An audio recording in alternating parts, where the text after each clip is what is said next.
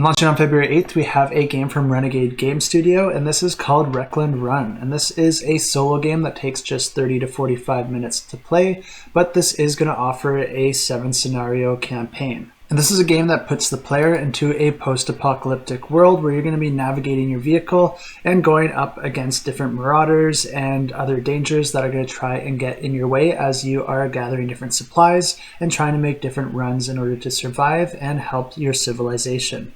At the start of the game, there's a few different vehicles that you can choose from, and then the game's going to play over a series of rounds, each with 2 phases.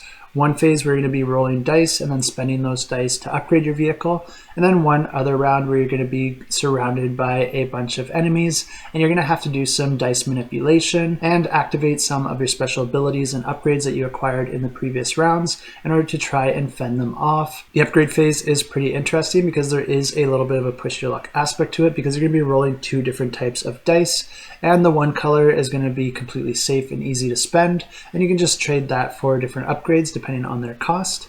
But then there's going to be a red colored dice, and every time you roll those ones, you can also spend them just like the other dice, but then there may also be a cost to it. So depending on the value that's rolled, this could trigger a negative effect, which players will have to deal with either in that round or the coming rounds. The second round's also going to be incorporating these dice, but this game is not really a dice roller. There's very little dice rolling in the game itself. Instead, it's a lot more about rolling the dice once and then allocating them to different spaces, activating your different upgrades or different components to your vehicle, and trying to match them up with opponents to try and take those threats out. At the end of each scenario, there is a final boss that you'll have to go up against, and each scenario can introduce some new mechanisms and new cards and harder enemies that the players will have to contend with.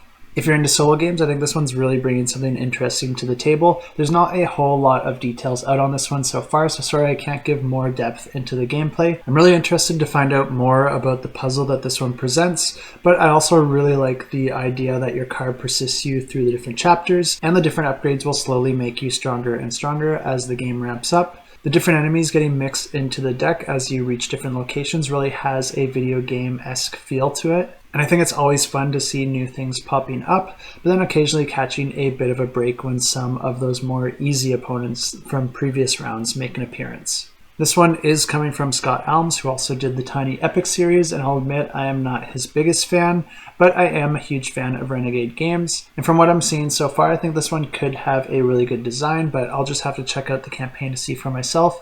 If you are subscribed on the Patreon, I'm sure I'll post an update giving you my final thoughts. But unfortunately, there isn't too much out on this one yet, so it'll have to wait until that campaign launches.